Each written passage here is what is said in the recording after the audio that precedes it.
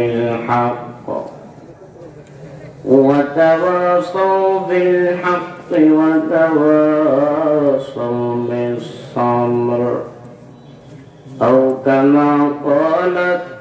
كما قال عليه الصلاة والسلام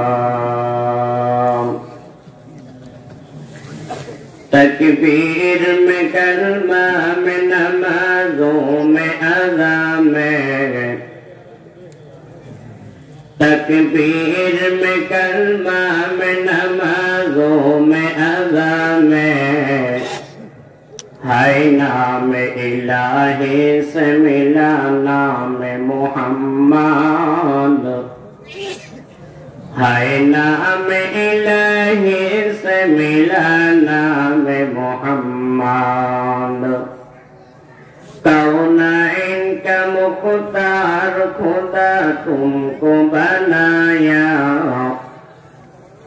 کونین کا مختار خدا تم کو بنایا امت کی نگہبان خدا تم کو بنایا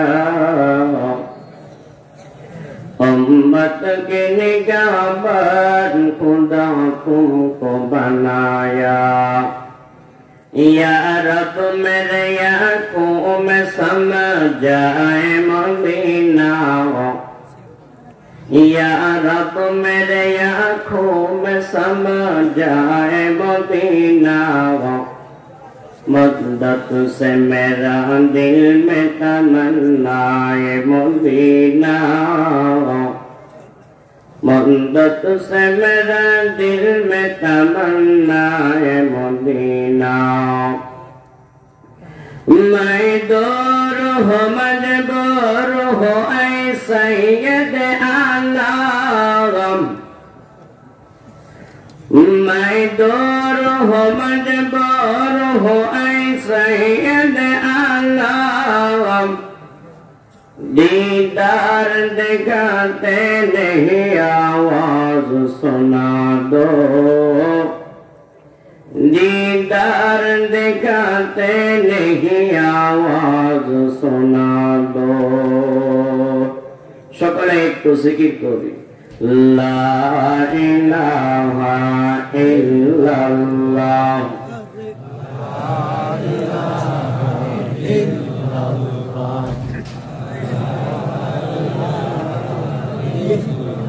জিকির কর মুমিনগণ জিকিরে লাগাইয়া মন জিকির কর মুমিনগণ জিকিরে লাগাইয়া মন জিকিরে হয় দিল রওশন জিকিরে হয় দিল রওশন কালিমার সাথে হয় মরণ লা ইলাহা ইল্লাল্লাহ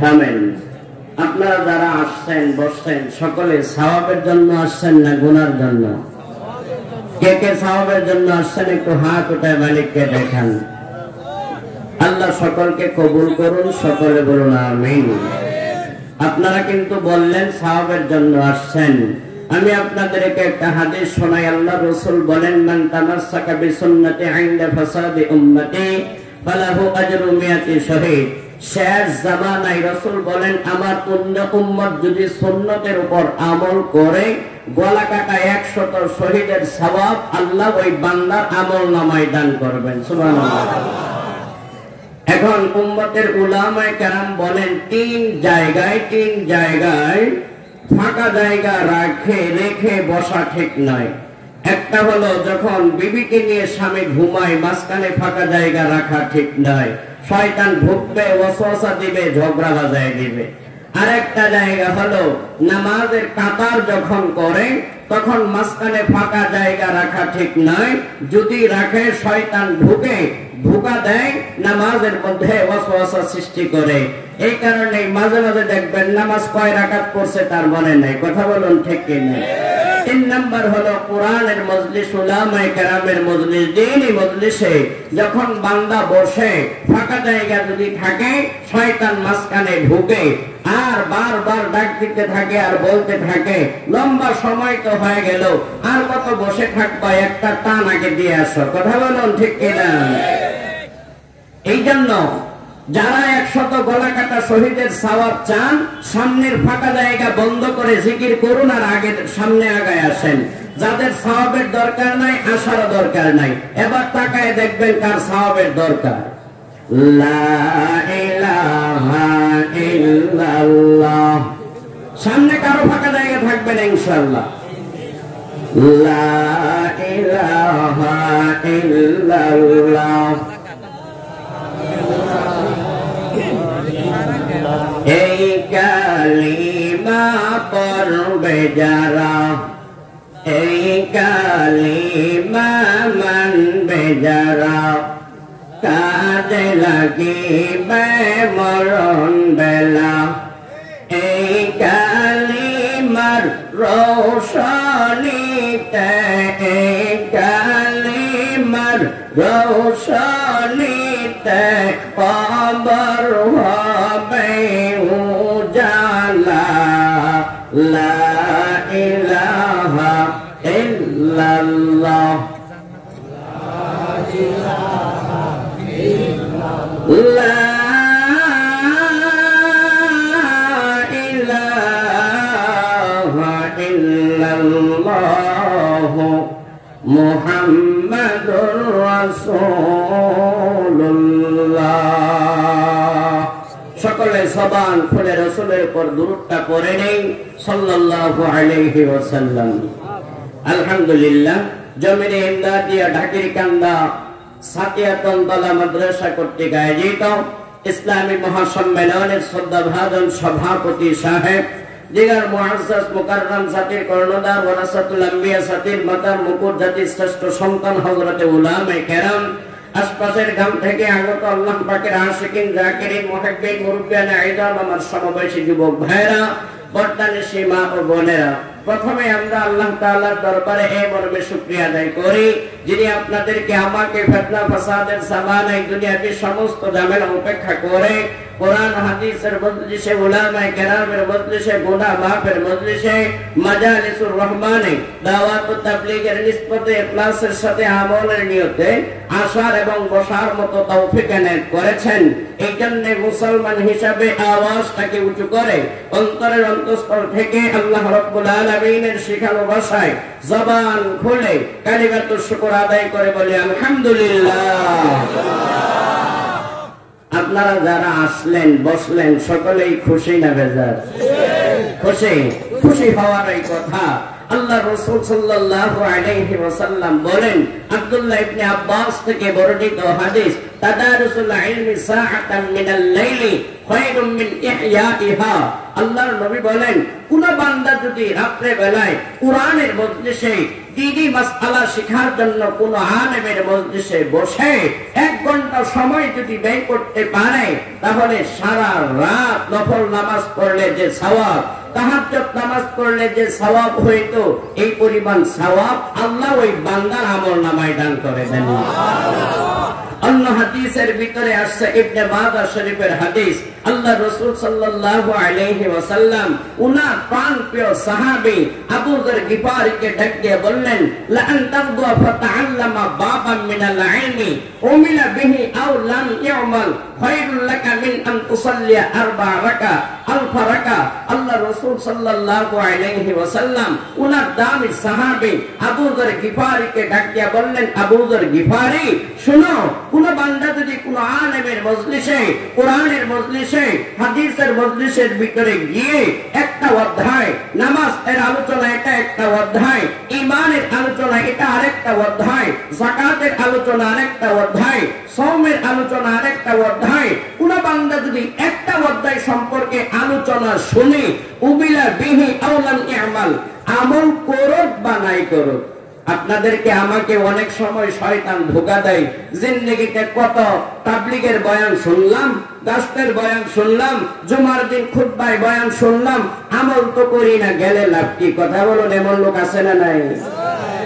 আল্লাহর নবী বললেন উমিলা বিহি আউলান ইয়ামাল, আমল করুক বা নাই করুক, বয়ান একটা বিষয়ের শুনলো, একটা অধ্যায় সে জানলো, আল্লাহর নবী বলেন খায়রুল লাকা মিন আন তুসাল্লি আলফা রাকা, ওই বান্দা 1000 রাকাত নফল নামাজ পড়লে যেই পরিমাণ সওয়াব, একটা অধ্যায় সম্পর্কে আলোচনা শুনলে জানলে 1000 রাকাত নফল নামাজ পড়লে যেই পরিমাণ সওয়াব, এই পরিমাণ সওয়াব আল্লাহ ওই বান্দার আমলনামায় দান করে দেন। এখন যদি আপনারা আজকে এই মজলিসে 5 জন বক্তা থেকে 10 জন বক্তা থেকে 10টা বিষয়ের আলোচনা শোনেন, তাহলে 10,000 নফল রাকাত নামাজ পড়ার সওয়াব আল্লাহ দান করবেন। এই মজলিসে এমন কেউ আছেন এই বছরে 1000 রাকাত নফল নামাজ পড়ছেন?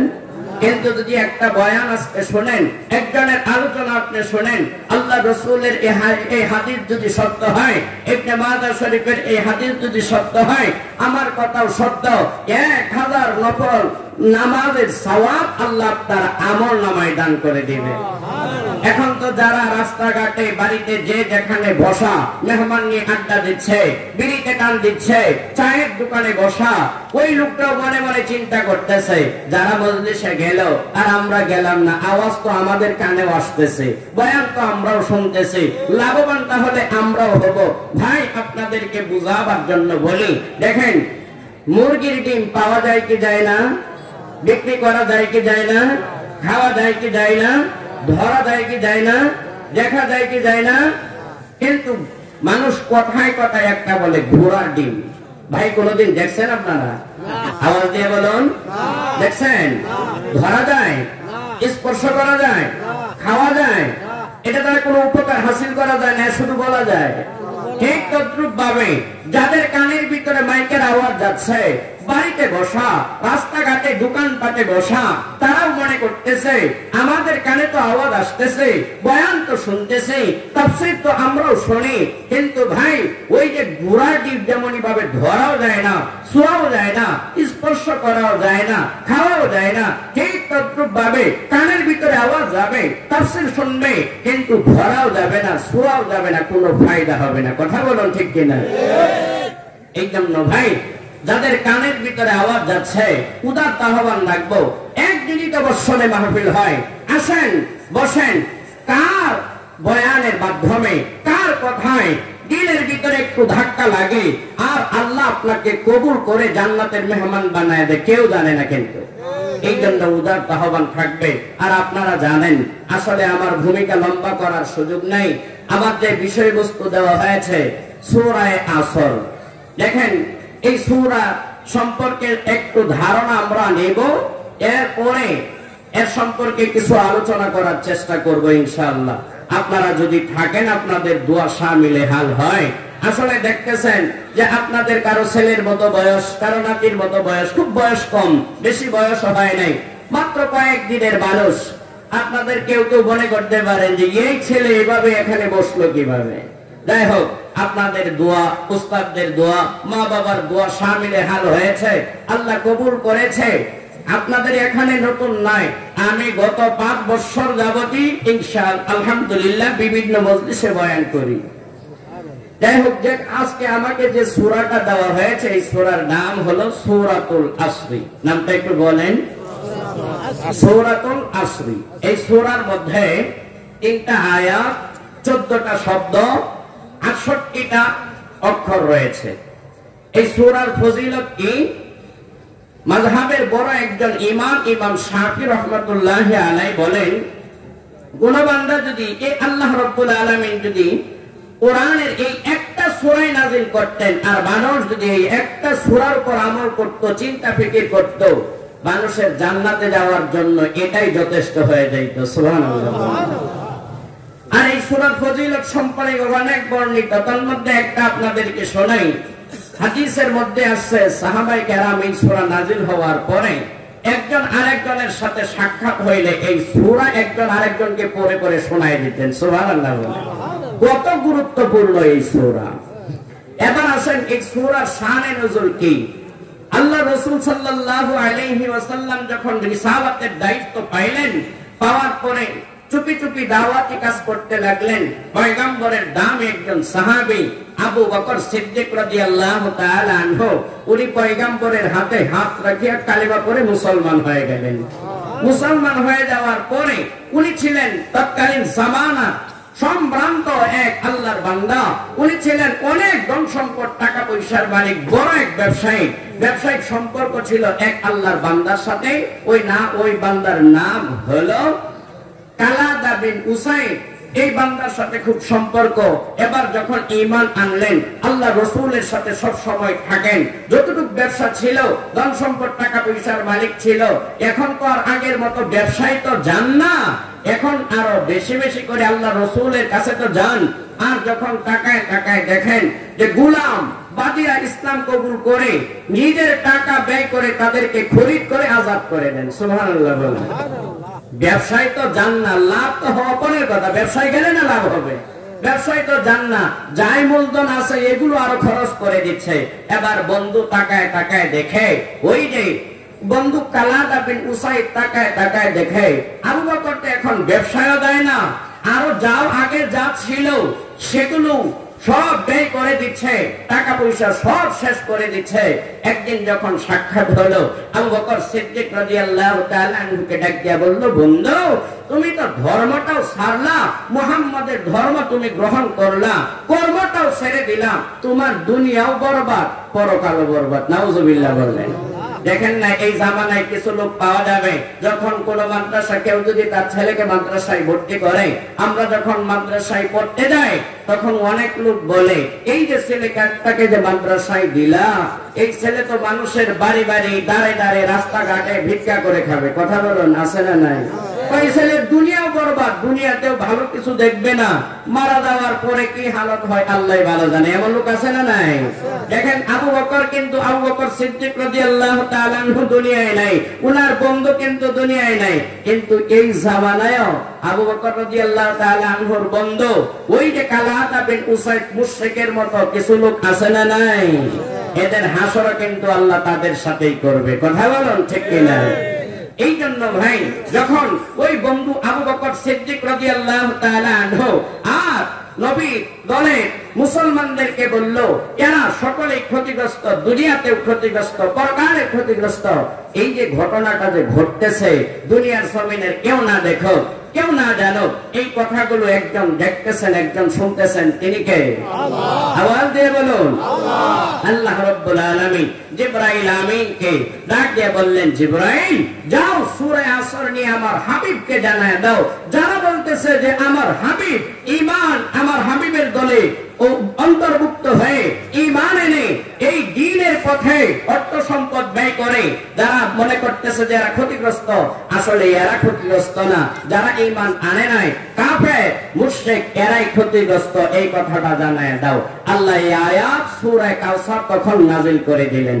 ওয়াল আসরি ইন্নাল ইনসানা লাফি খুসর। আল্লাহ এই আয়াতের মধ্যে প্রথমে ওয়াল আসরি, ওয়াও তাসমিয়া, কসমের জন্য আল্লাহ আসরের কসম খাইলেন। আসর দ্বারা কি উদ্দেশ্য? তাফসীরের কিতাবের মধ্যে বিভিন্ন ব্যাখ্যায় উল্লেখ করা হয়েছে। তার মধ্যে একটা হলো, ব্যাখ্যা হলো সূর্য পশ্চিম দিকে ঢলে যাওয়ার পর থেকে নিয়ে সূর্য অস্ত যাওয়া পর্যন্ত সময়টাকে বলা হয় আসর, একটা ব্যাখ্যা। আরেকটা ব্যাখ্যা হলো এটাও যে সূর্য অস্ত যাওয়ার আগের 1 ঘন্টা সময় কেউ কোন মুফাসসির বলেছেন আসর দ্বারা বোঝানোর উদ্দেশ্য। আবার কেউ কেউ বলছেন যে আসর দ্বারা যুগ, সময়, অর্থাৎ বান্দা আপনার আমার যে হায়াতের জিন্দেগি আল্লাহ যেটা দান করেছেন, এই হায়াতের জিন্দেগিটা হলো আসর। আবার কেউ কেউ বলেছেন আসর দ্বারা উদ্দেশ্য হলো আসরের নামাজ। সুবহানাল্লাহ বলেন। এখন প্রশ্ন হলো, আল্লাহর কথা তো এমনিতেই দামি, আল্লাহর কথা তো মিথ্যা হওয়ার সম্ভাবনা নাই, কসম করার দরকারটা কি? দুনিয়ার জমিনের মানুষের দিকে লক্ষ্য করে আল্লাহ কসম করেছেন। কারণ মানুষ, দুনিয়ার জমিনের মানুষের অভ্যাস হলো কসম করলে ওই কথাটা তার কাছে গ্রহণযোগ্যতা পায়। কথা বলুন ঠিক কিনা? অনেক সময় কথা যখন মানতে না চায় তখন মা দেখবেন ছেলের মাথায় হাত দিয়ে বলে যে আমার ছেলের কসম, বলে কি বলে না? দেখবেন এই জামানার যুবক যুবতী যখন প্রেম করতে যায়, যখন এই পাহাড়ের চূড়ায় গিয়ে উঠে, কেউ নাই, কাকে কসম করবে, কাকে দিয়ে কসম করবে, তখন বলে যে তুমি কি আসলে আমাকে বিবাহ করবে না, এমনিতে নিয়ে ঘুরতেছ? বলে আকাশ বাতাস চন্দ্র সূর্য যা আছে সবাই সাক্ষী রেখা কসম করে বললাম তোমাকে বিবাহ করবো। বলে কি বলে না ভাই? এই যে কসম যে করে, কেন? তাকে আশ্বস্ত করার জন্য, আকর্ষণ করার জন্য। এটা হলো বান্দার অভ্যাস, যে কসম করার পরে আর ওই কথাটা আরো বেশি গুরুত্ব পায়, এই জন্য আল্লাহ কসম করলেন। আরেকটা হলো আল্লাহ কসম খায় কেন? বিভিন্ন আয়াতের মধ্যে আল্লাহ কসম খেয়েছেন। এর আরেকটা জবাব, যেই জিনিসের কসম খাওয়া হয় ওই জিনিসটা খুব দামি হয়। সুবহানাল্লাহ বলেন। আসরের নামাজের যে কসম খাইলেন, আসরের নামাজের বিশেষ ভাবে আল্লাহ কোরআনের মধ্যে সালাতুল বুস্তা ভাবে উল্লেখ করেছেন, ব্যক্ত করেছেন। শুধু তাই নয়, হাদিসের কিতাবে পাওয়া যায় আল্লাহর নবী বলেন, মান সাল্লাল বারদাইনে দাখালাল জান্নাহ। দুই ঠান্ডার নামাজ যে গুরুত্ব সহকারে আদায় করে, একটা হলো ফজর আর একটা হলো আসরের নামাজ। সুবহানাল্লাহ বলেন। দাখালাল জান্নাহ, ওই বান্দা আল্লাহ তৈরি জান্নাতের ভিতরে চলে যাবে। আসরের দাম আছে না নাই? আরেকটা হলো সময়। ভাই সময়ের অনেক দাম, হায়াতের জিন্দেগির অনেক দাম। আপনি আমি তো বুঝি না। যদি সময়কে মূল্যায়ন করি, আপনার আমার দাম বাড়বে। মূল্যায়ন করব না, দাম তো বাড়বো না। হায়াতের জিন্দেগির সময়ের দাম কেমন বুঝাবার জন্য ফুতবাতের কিতাব থেকে ছোট্ট একটা ঘটনা শোনাই। এক আল্লাহর ওলি কোথাও যেন কবরের পার্শ্ব দিয়ে যাচ্ছিলেন। একজন আল্লাহর ওলি পুরাতন একটা কবরের পার্শ্ব দিয়ে কোথাও যেন যাচ্ছিলেন। ওই আল্লাহর ওলি অল্প কিছু দূর যাওয়ার পর তাকায় তাকায় দেখলে একটা ভাঙ্গা কবর দেখা যায়। ওই কবরের ভিতরে একজন আল্লাহর বান্দা নামাজ পড়তেছে, নামাজ পড়তেছে। ওই আল্লাহর ওলি কবরস্থ আল্লাহর বান্দাকে ডেকে ডেকে বলল, ও আল্লাহর বান্দা, তুমি তো দুনিয়ার জমিন থেকে বিদায় হয়ে কবরের বাসিন্দা হয়ে গেল। আর দুনিয়ার জমিনের মানুষ যখন কবরের বাসিন্দা হয়ে যায়, মারা যায়, ওই আল্লাহর বান্দা আমলের দরওয়াজার ভিতরে তালা লাগিয়া যায়, আমল করার কোন সুযোগ থাকে না। কথা বলুন ঠিক কিনা? কিন্তু তুমি কবরের ভিতরে যাওয়া করো, কিভাবে নামাজ পড়ো একটু জানায় দাও।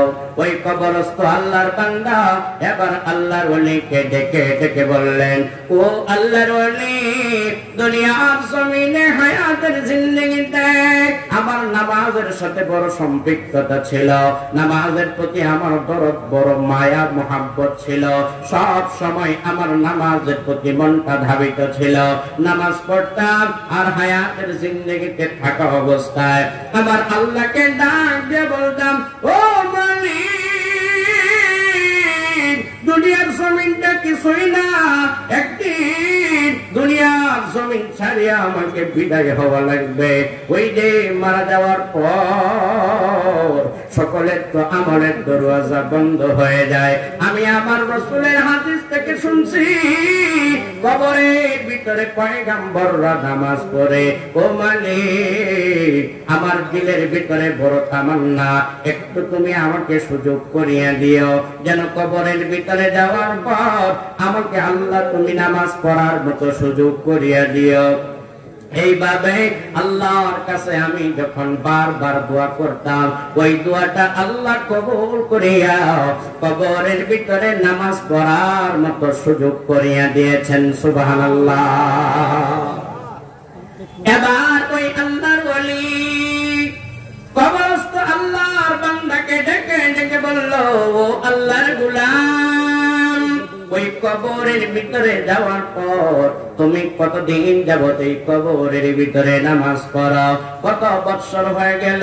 আল্লাহ বান্দা কবরস্থ ব্যক্তিটা ডাউন দিয়া বলে, এই কবরের ভিতরে আসার পর 400 বৎসর যাবত আমি এই কবরের ভিতরে নামাজ পড়ি। এ দুনিয়ার মুসলমান ভাই, ওই যে আল্লাহর ওলি যখন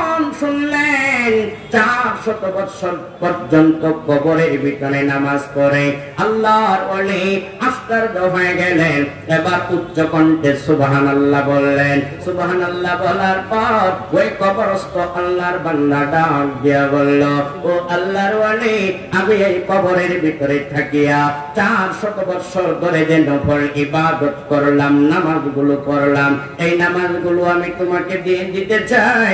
ইতিপূর্বে তুমি যে সুবহানাল্লাহটা বললা ওইটা আমাকে দিয়ে দাও। আল্লাহর ওলি এবার বড় আশ্চর্য হয়ে গেলেন, ডাঙ্গিয়া বললেন, তুমি যে হায়াতের জিন্দেগিতে ওই যে কবরের ভিতরে 400 বছর ধরে নামাজ পড়া, এত কষ্ট করে তুমি নামাজগুলো পড়লা, সব নামাজগুলো আমাকে দিয়ে একটা সুবহানাল্লাহ নিতে চাও, কারণটা কি? কারণটা কি একটু আমাকে জানায় দাও, জানতে বড় মন চায়। এবার কবরস্থ আল্লাহর বান্দা আল্লাহর ওলিকে ডাক দেয়া বলে, ও আল্লাহর ওলি, আমি দুনিয়ার জমিন থেকে বিদায় হওয়ার পর ওই যে কবরের জিন্দেগিতে চলে গেলাম, আমার তো হায়াতের জিন্দেগি শেষ হয়ে গেল। ও আল্লাহর ওলি, আমার এই কবরের জিন্দেগিতে যাওয়ার পর 400 বছরের নামাজের তুলনায় হায়াতের জিন্দেগির একটা সুবহানাল্লাহর দাম আল্লাহর দরবারে এত বেশি, এত বেশি। আমার 400 বছরের নামাজ যদি এক পাল্লায় উঠায় দেওয়া হয়, আর তোমার হায়াতের জিন্দেগির একটা সুবহানাল্লাহ যদি আরেক পাল্লায় উঠানো হয়, আমার আল্লাহর দরবারে হায়াতের জিন্দেগি একটা সুবহানাল্লাহর দাম অনেক বেশি। এই জন্য মুমিন হায়াতের জিন্দেগির কত দাম, কত দাম। কিন্তু তুমি আর আমি হায়াতের জিন্দেগি আজকে টিভির পর্দার দিকে তাকায় তাকায় কাটায় দেই। এই যুবক ভাই, আজকে তুমি আর আমি মোবাইলের দিকে তাকায় তাকায় সময়টাকে কাটায় দেই। তুমি আর আমি হায়াতের জিন্দেগিতে ওই যে বেগানা নারীর দিকে তাকায় তাকায় সময়টা কাটায় দিলাম, কত দোকান পাটে বসিয়া বসিয়া গল্প গুজব করে কাটায় দিলাম। এ ভাই, তুমি কি একটু চিন্তা করিয়া দেখছো হায়াতের জিন্দেগি কত দামি, কত দামি। আমার পয়গম্বর জানায় দেয়, তুমি যদি হায়াতের জিন্দেগিতে একবার আলহামদুলিল্লাহ বলো, তোমার লাভ কত, লাভ কত জানো? আল্লাহর পয়গম্বর জানায় দেয়, একবার আলহামদুলিল্লাহ তুমি যদি বলতে পারো, আমার আল্লাহ তোমার প্রতি খুশি হইয়া মিজান নামক পাল্লাটা নেকির দ্বারা ভরপুর করিয়া দেয়। এ দুনিয়ার মুসলমান ভাই, এ ভাই, মিজান নামক পাল্লাটা কতটুকু বড়? এ ভাই, কারো তো দিলের ভিতরে প্রশ্ন হইতে পারো, কে প্রশ্ন হইতে পারে, কেউ তো মনে করতে পারো মিজান নামক পাল্লাটা ভাত খাওয়ার একটা প্লেটের মতো নাকি। আবার কেউ মনে মনে প্রশ্ন করতে পারে মিজান নামক পাল্লাটা একটা ভুলের মতো নাকি। না রে বন্ধু, না। পয়গম্বরের একজন সাহাবী দিলের ভিতরে যখন প্রশ্ন উদয় হইল, পয়গম্বরকে ডেকে ডেকে বলল, ও পয়গম্বর, মিজান নামক পাল্লা কতটুকু বড় হবে জানতে বড় মন চায়, একটু আমাকে জানায় দেন, জানায় দেন। এবং পয়গম্বর ডেকে ডেকে বললেন, ও সাহাবী, শুনিয়া নাও, শুনিয়া নাও, হায়াতের জিন্দেগিতে ওই যে তাকায় তাকায় দেখো আসমান জমিন, সাত আসমান জমিন, চন্দ্র সূর্য গ্রহ নক্ষত্র, দুই চক্ষু দ্বারা যেগুলো দেখো আর দেখো না, এই সবগুলো যদি মিজান নামক পাল্লার ভিতরে উঠায় দাও, পাল্লাটা এত বড়, এত বড় হবে যে সবগুলো জিনিস পাল্লার ভিতরে পড়ে থাকবে, পাল্লাটা টেরই পাবে না, এত বড় হবে। এই দুনিয়ার মুসলমান ভাই, হায়াতের জিন্দেগিতে তোমার একবার আলহামদুলিল্লাহর দাম কত, দাম কত। শুধু তাই নয়, তুমি আর আমি যদি হায়াতের জিন্দেগিতে কোরআনের শেষের দিকে ছোট্ট একটা সূরা সূরাতুল ইখলাস অর্থাৎ কুল হুয়াল্লাহ সূরাটা যদি তুমি 1-1.5 মিনিট 2 মিনিট সময় হাতে নিয়ে 3 বার যদি সূরা ইখলাস তিলাওয়াত করতে পারে, ওই 3 বার সূরা ইখলাস তিলাওয়াত করার পর আল্লাহ রাব্বুল আলামিনের দামি কালাম এই কোরআনুল কারীম পুরা 30 পারা খতম করলে যেই পরিমাণ সওয়াব, এই সূরাটা 3 বার পড়লে পয়গম্বর জানায় দেন পুরা কোরআনুল কারীম খতম করা পরিমাণ সম পরিমাণ সওয়াব আল্লাহ আপনার আমলনামায় দান করিয়া দিবেন।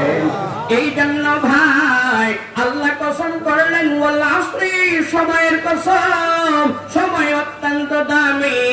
এরপরে আল্লাহ বললেন ইন্নাল ইনসানা লাফি খুসর, আল্লাহ বললেন সময়ের কসম, দুনিয়ার জমিনের যত মানুষ রয়েছে সব মানুষ ক্ষতির ভিতরে পড়ে আছে, ইল্লা হরফ ইসতিসনা আল্লাহ করে জানায় দিলেন তবে 4টা গুণ যেই বান্দার ভিতরে থাকবে, যেই বান্দা এই 4 গুণে গুণান্বিত হয়ে যাবে, ওই বান্দার দিলের ভিতরে কোনো ভয় নাই, ওই বান্দা দুনিয়ার জমিনে ক্ষতিগ্রস্ত না, ক্ষতিগ্রস্ত না।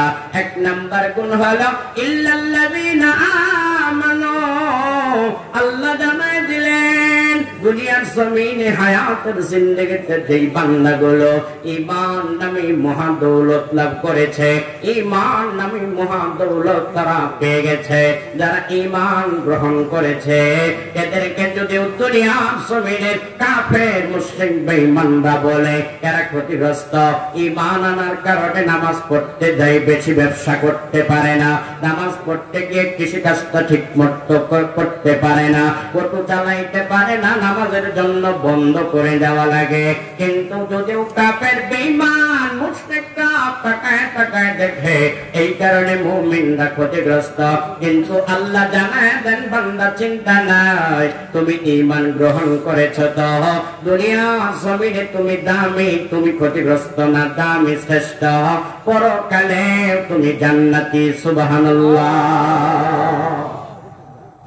এ দুনিয়ার মুসলমান ভাই, ঈমান কেমন দামি, কেমন দাম হাদিসে কিতাবের ভিতরে পাওয়া যায়। এ ভাই হাদিসের কিতাবের ভিতরে পাওয়া যায় আল্লাহ রাব্বুল আলামিন একদল মুমিনকে ক্ষমা করে জান্নাত দিয়ে দিবেন। মুমিনরা জান্নাতের ভিতরে যাবে না, আল্লাহকে ডাক দিয়ে বলবে ও মালিক, দুনিয়ার জমিনে ওই যে জমিরিয়া মাদ্রাসায় বয়ানের ভিতরে গিয়েছিলাম, আমার সাথে আমার ভাই ও মুক্ত বয়ানের ভিতরে গিয়েছিল, মাঝে মাঝে আমাদের সাথে তাবলীগের ভিতরে যাইত, মাঝে মাঝে অমুক আল্লাহওয়ালার দরবারের ভিতরে যাইত। আজকে আমরা শুধু জান্নাতের ভিতরে যাব আর তারা জাহান্নামের ভিতরে পড়ে থাকবে, এইটা হইতে পারে না। ও মালিক, একটু অনুমতি দাও, তাদেরকেও জাহান্নাম থেকে বের করে নিয়ে আসি। এবার আল্লাহ ডাক দিয়ে বলবে বান্দা যাও যাও যাও, জাহান্নামের ভিতরে ঢুকিয়া যাও, যারা তোমাদের পরিচিত জাহান্নাম থেকে বের করে নিয়ে আসো। এবার আল্লাহ ওই বান্দারা, ওই ক্ষমা প্রাপ্ত মুমিন বান্দারা জাহান্নামের ভিতরে ঢুকিয়া যাবে। জাহান্নামের ভিতরে যাওয়ার পর তাদের পরিচিত যারা, যাদের সাথে 5 ওয়াক্ত নামাজের ভিতরে মসজিদে গিয়ে হাজিরা দিয়েছিল, ওই ওয়াজ মাহফিলের ভিতরে গিয়েছিল, মাঝে মাঝে চিল্লার ভিতরে সময় লাগিয়েছিল, ওই বান্দাদেরকে চিনে চিনে জাহান্নাম থেকে বের করিয়া আল্লাহ তৈরি জান্নাতের মেহমান বানায় দিবে।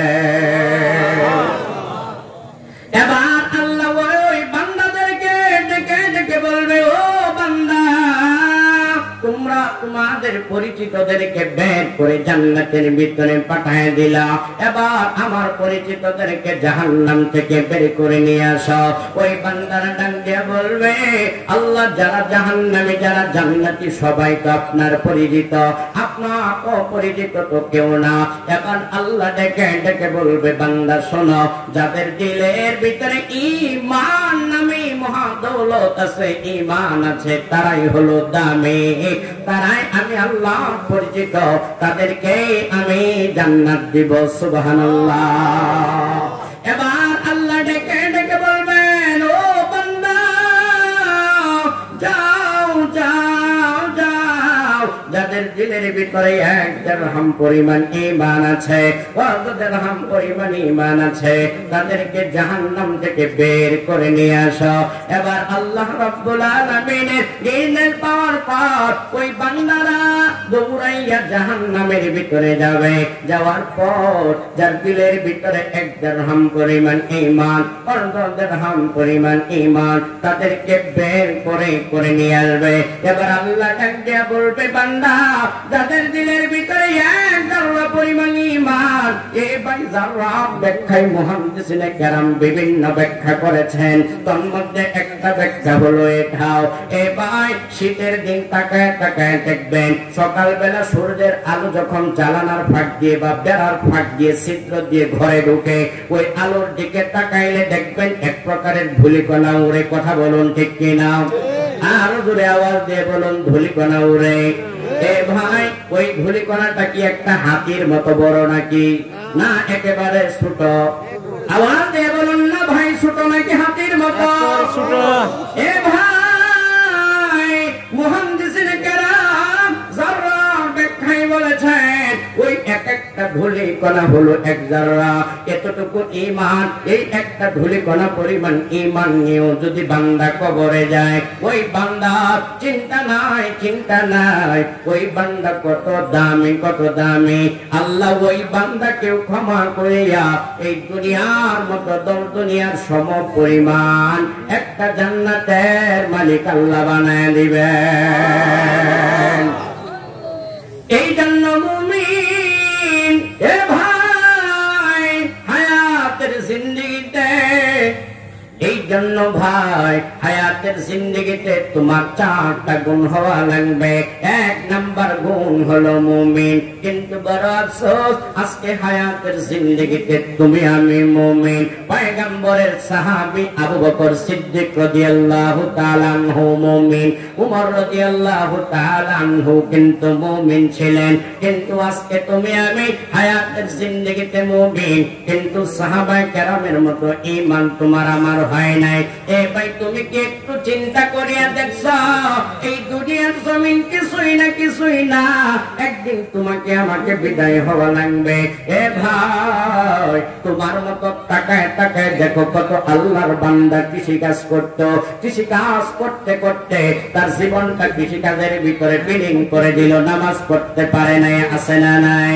এ ভাই ওই বান্দাও কিন্তু বিদায় হয়ে গেল। কত আল্লাহর বান্দা অটো চালাইতে চালাইতে রাত্রটাকে দিন বানিয়ে ফেলে, তাকেও কিন্তু একদিন বিদায় হওয়া লাগে। কথা বলুন ঠিক কিনা? এ ভাই কত যুবক ঈদের মার্কেট করতে গেল, আর মোটরসাইকেল নিয়ে বাড়িতে ফিরতে পারে নাই। কথা বলুন ঠিক কিনা? এ ভাই কত যুবক বউ আনার জন্য রওনা হয়ে গেল, আর কন্যা বাড়িতে যাইতে পারে নাই। কথা বলুন ঠিক কিনা? এ ভাই একদিন কিন্তু তোমাকে আমাকেও বিদায় হওয়া লাগবে। তুমি আমি যখন বিদায় হয়ে যাব, ছেলে কান্নার আওয়াজ, মেয়ে কান্না করতে থাকবে, তোমার বিবি কান্না করতে থাকবে, আত্মীয় স্বজন আসিয়া সকলে কান্না করে করে বুক বাসাবে, কিন্তু একবারের জন্য কেউ বলবে না আমার বাবাকে কবরের ভিতরে রাখবো না, আমার বাবাকে দুনিয়ার জমিনে রাখিয়া দিব। ছেলে কান্না করবে, আত্মীয় স্বজন কান্না করতে থাকবে, চোখের পানিগুলো মুছিয়া একদল মানুষ দৌড়াইয়া যাবে কাপড়ের কাপড় কেনার জন্য। কথা বলুন ঠিক কিনা? চোখের পানিগুলো সারিয়া কান্না করবে, আর একদল মানুষ দৌড়াইয়া যাবে ওই যে মসজিদের ভিতরে ঝুলন্ত থাকা খাটি আনার জন্য, আর একদল মানুষ দৌড়াইয়া যাবে বাঁশ কাটার জন্য, আর একদল মানুষ দৌড়াইয়া যাবে কবর খনন করার জন্য, আর একদল মানুষ পানি গরম করার জন্য যাবে। এই তো ভাই তোমার আমার দুনিয়ার জমিনের সব খেলা মেলা খতম হয়ে গেল। এই যে দুনিয়ার জমিনে এত কিছু করলাম, সব কিন্তু আমি ছাড়িয়া একদিন বিদায় হয়ে চলে যাব। ওই যে সাদা কাপড়ের কাপড়গুলো পরায় দেবে, খাটিয়ার ভিতরে উঠায়া জানাজা পড়ার জন্য নিয়ে যাবে। এ ভাই, তুমি যদি এই মাদ্রাসার ভিতরে পড়াইয়া তোমার ছেলেটাকে যদি জামানার আলেম বানায় যাও, কোরআনের হাফেজ বানায় যাও, তুমি যখন মারা যাইবা তোমার লাশটাকে তোমার সামনে নিয়ে 4টা তাকবীর দিবে। কথা বলুন ঠিক কিনা? আর যদি তোমার সন্তানটাকে আলেম না বানাও, কোরআনের হাফেজ না বানাও, তোমার মসজিদের ইমাম আসিয়া তোমাকে 4টা তাকবীর পড়িয়া তোমাকে 4টা তাকবীর বলে কবরে রাখিয়া দিবে।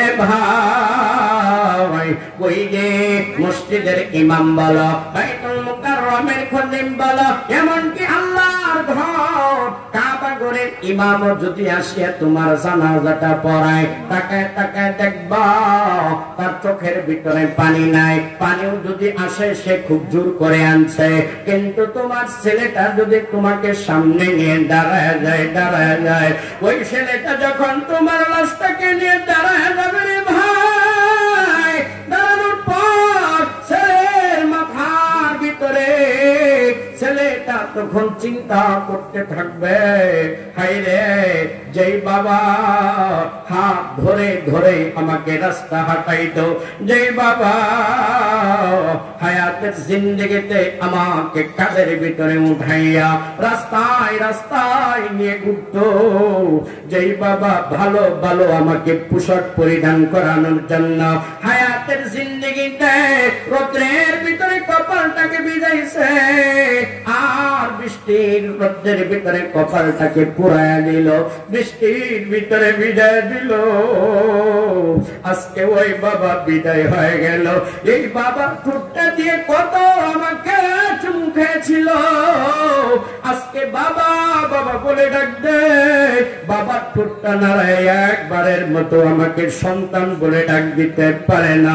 এইভাবে যখন কান্না তার পিছনের স্মৃতিগুলো মনে পড়িয়া যাবে, ওই সময় ওই সন্তানের চোখ দিয়ে পানিগুলো ঝর ঝর করে পড়তে থাকবে।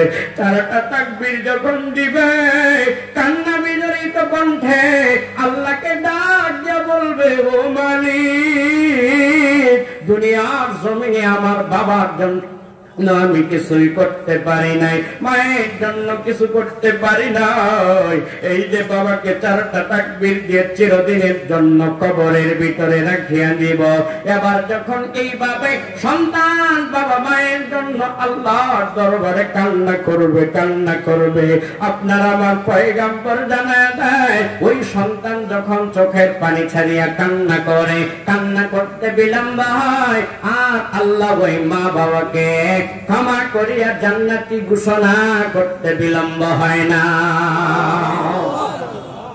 এই জন্য মুমিন, তুমি তোমার কবরটাকে যদি জান্নাতের বাগান বানাইতে চাও, তোমার সন্তানটাকে এই মাদ্রাসার ভিতরে পাঠায় দাও।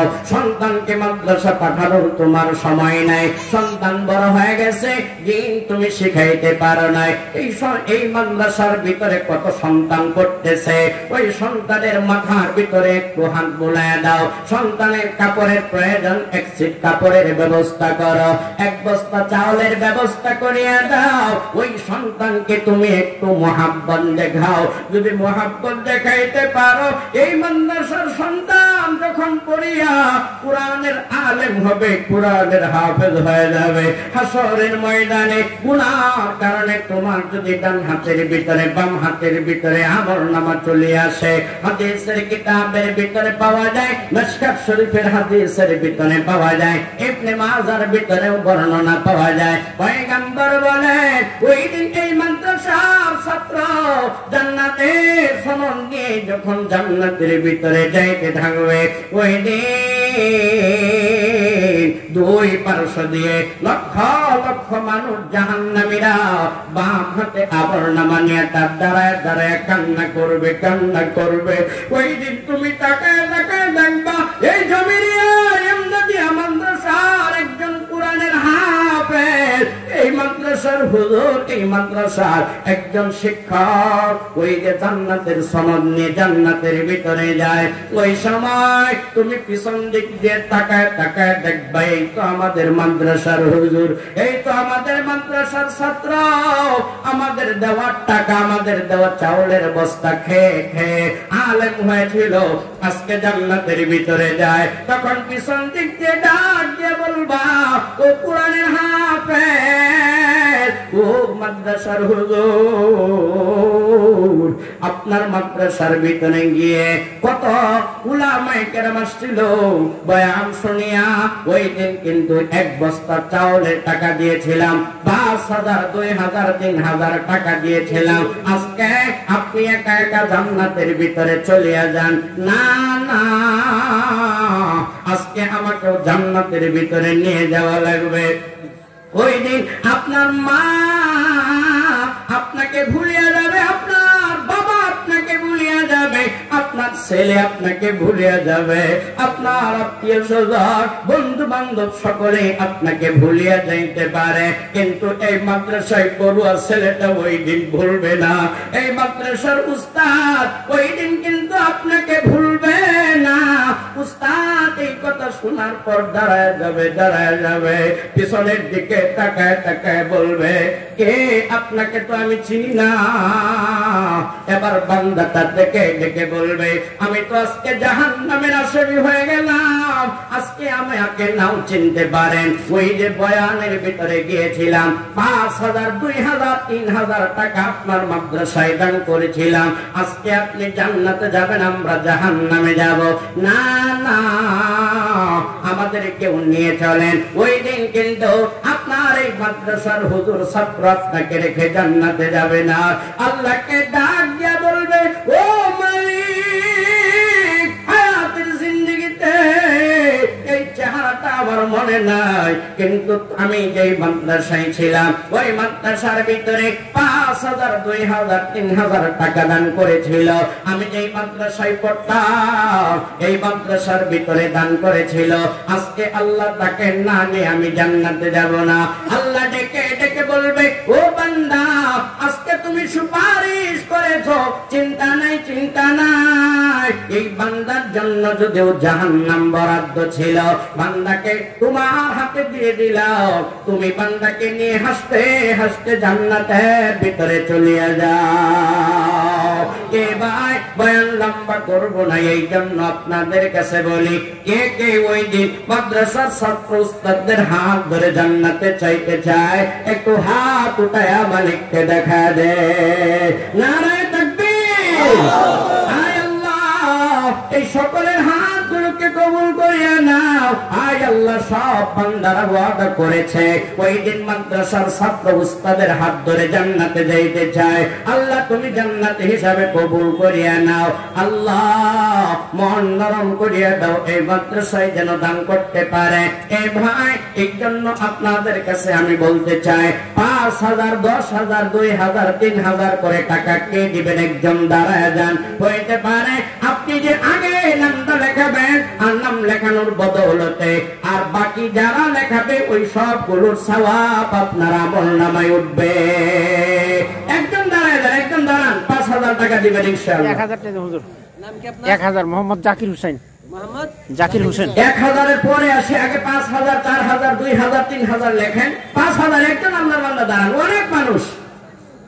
সাথে তোলা উল্লেখ করে লেখুন যে ৫,০০০ টাকা দিবেন, একজন আল্লাহর বান্দা দাঁড়ান। এতগুলো মানুষের মধ্যে দেখেন, ধন সম্পদ টাকা পয়সা কিছুই না, মারা একদিন যাবেন, আজকে আপনার বাবা নাই, মা নাই, বিদায় হয়ে গেল, মনে নাই, আপনাকেও কিন্তু আপনার ছেলে মেয়ে কেউ মনে রাখবে না। এই জন্য নিজের যা করার আগে আপনি করে যান। ৫,০০০ টাকা দিবেন, একজন আল্লাহর বান্দা দাঁড়ান। আবুল বাশার সাতবাড়ি ৫,০০০ টাকা, মাশাআল্লাহ।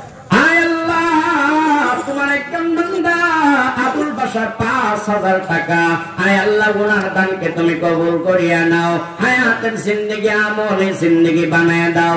আয় আল্লাহ, দুনিয়ার জমিন কিছুই না, আত্মীয় স্বজন যারা বিদায় হয়ে গেল তাদের কবরগুলো জান্নাতের বাগান বানায় দাও। হজ না করে থাকলে জীবনে একবার হলেও হজ করার তৌফিক দান করিয়া দাও। সকলে বলুন আমিন। ভাই ৫,০০০ টাকা, আর একজন মানুষ দাঁড়ান। নগদ নগদ হ্যাঁ আয় আল্লাহ, তোমার একজন বান্দা জাকির হোসেন নগদ 1000 টাকা ওনার দানকে তুমি কবুল করিয়ে নাও, হায়াতের জিন্দেগি আমলে জিন্দেগি বানায় দাও। আয় আল্লাহ, আত্মীয় স্বজন যারা বিদায় হয়ে গেল তাদের কবরগুলো জান্নাতের বাগান বানায় দাও।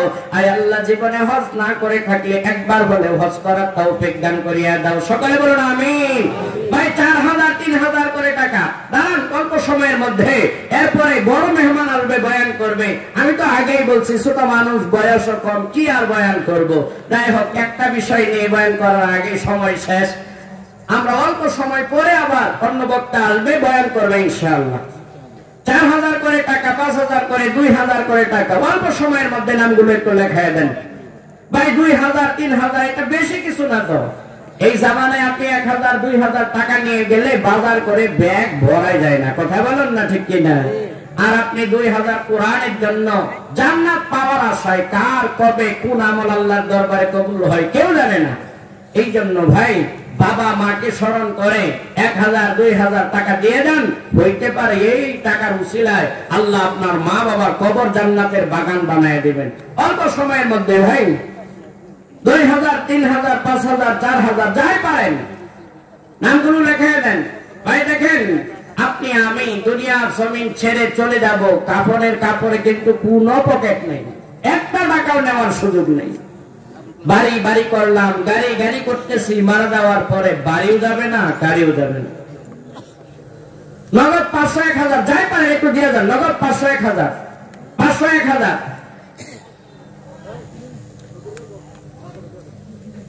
50 জন মানুষ 500 করে দাঁড়ান। 50 জন মানুষ 500 একটু দিয়ে যান। আপনারা যারা 500 দিয়ে যাবেন অল্প সময়ের মধ্যে, এরপরে বক্তা চলে আসবে ইনশাআল্লাহ। 500 করে টাকা দিয়ে দেন। দেখেন, হুজুরের সাথে হাতটা মিলে দেন। হইতে পারে এই উসিলায় আল্লাহ ক্ষমা করে দিতে পারে। সবাই নাই ঘটনা শোনাইতাম যে আল্লাহ এই উসিলাও ক্ষমা করতে পারে। 500 করে টাকা অল্প সময়ের মধ্যে চলে আসেন ইনশাআল্লাহ। 500 করে টাকা।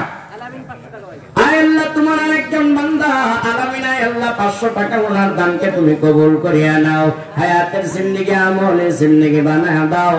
আয় আল্লাহ, জীবনে হজ না করে থাকলে একবার হলে হজ করার তৌফিক দান করিয়া দাও। সকলে বলুন আমিন।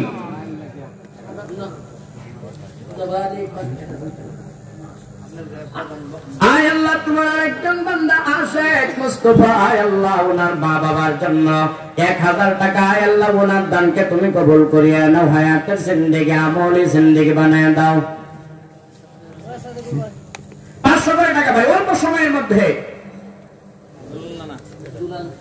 আয় আল্লাহ, তোমার আরেকজন বান্দা আব্দুল্লাহ মিয়া, আয় আল্লাহ 500 টাকা ওনার দানকে তুমি কবুল করে নাও, হায়াতের জিন্দেগি আমলে জিন্দেগি বানায় দাও। ভাই আপনারা কেউ উঠবেন না, প্রধান করতে আসবে। আমি তো আসলে ছোট মানুষ, উঠবেন না, কেউ উঠা বসা করবেন না। 500 করে টাকা ভাই, বেশি না কিন্তু, 500 করে টাকা অল্প সময়ের মধ্যে দিয়ে যান।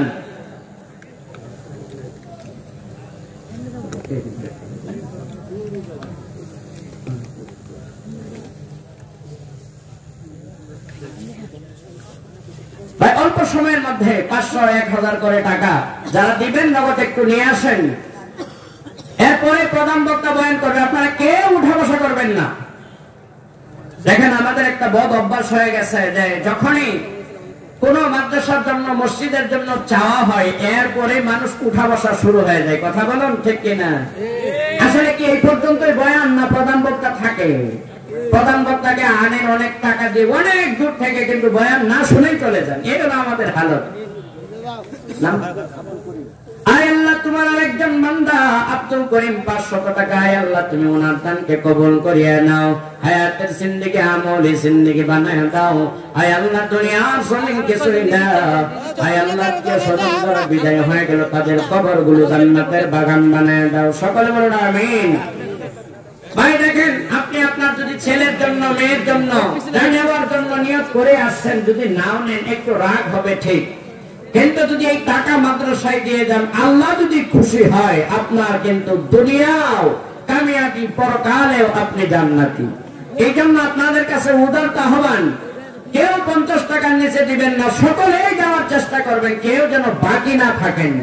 ভাই 2 টাকা 5 টাকা যাই পারেন দিয়ে দেন। এই টাকায় তো হইতে পারে আল্লাহ কবুল করে জান্নাত দিয়ে দেবেন। আয় আল্লাহ, তোমার আরেকজন বান্দা আব্দুল্লাহ বামন 500 টাকা, আয় আল্লাহ তুমি ওনার দানকে কবুল করিয়া নাও, হায়াতের জিন্দেগি আমলে জিন্দেগি বানায় দাও। আয় আল্লাহ, দুনিয়ার জমিনকে সই না, একদিন যখন বিদায় হয়ে যাবে কবরটা জান্নাতের বাগান বানায় দিও, সকলে বলুন আমিন। আয় আল্লাহ, তোমার আরেকজন বান্দা সরওয়ার ইসলাম, আয় আল্লাহ 1000 টাকা ওনার দানকে তুমি কবুল করিয়া নাও, হায়াতের জিন্দেগি আমলে জিন্দেগি বানায় দাও। দুনিয়ার জমিনটাকে সই না, একদিন কিন্তু বিদায় হওয়া লাগবে। আয় আল্লাহ, ওনার কবরটা তুমি জান্নাতের বাগান বানায় দিও, সকলে বলুন আমিন। ভাইকে উঠা বসা করবেন না, অল্প সময়ের মধ্যেই প্রধান বক্তা বয়ান করবে ইনশাআল্লাহ। হুজুরও চলে আসছেন অল্প সময়ের মধ্যে।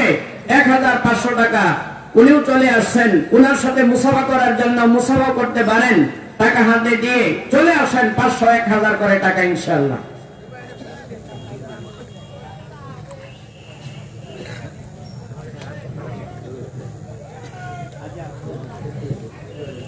যে সকলের কাছে দোয়া চাই, যে দুনিয়ার জমিনে সব মানুষ ক্ষতিগ্রস্ত, তবে 4 গুণে গুণান্বিত তারা ক্ষতিগ্রস্ত না। 1 নাম্বার হলো যারা ঈমান আনে, ওয়া আমিলুস সালিহাত, সৎকর্ম সম্পাদন করে। 2 নাম্বার গুণ। 3 নাম্বার গুণ হলো তাওয়াসাউ বিল হক্কি ওয়া তাওয়াসাউ বিস সবর। 3 নাম্বার গুণ হলো হকের ব্যাপারে পরস্পরে নির্দেশ দেয়। 4 নাম্বার হলো হক বাস্তবায়নে, অসৎ কাজে বাধা প্রদানে ধৈর্য যে বালা মুসিবত আছে, ধৈর্যের ব্যাপারে পরস্পরে নির্দেশ দেয়। আল্লাহ রাব্বুল আলামিন এই জান্নাতীকে 4 গুণে গুণান্বিত হয়ে জান্নাতি হিসাবে আমাদেরকে কবুল করুন, সকল বলুন আমিন। ওয়া আখিরু দাওয়ানা আনিল হামদুলিল্লাহি রাব্বিল আলামিন। আসসালামু আলাইকুম ওয়া রাহমাতুল্লাহি ওয়া বারাকাতুহু।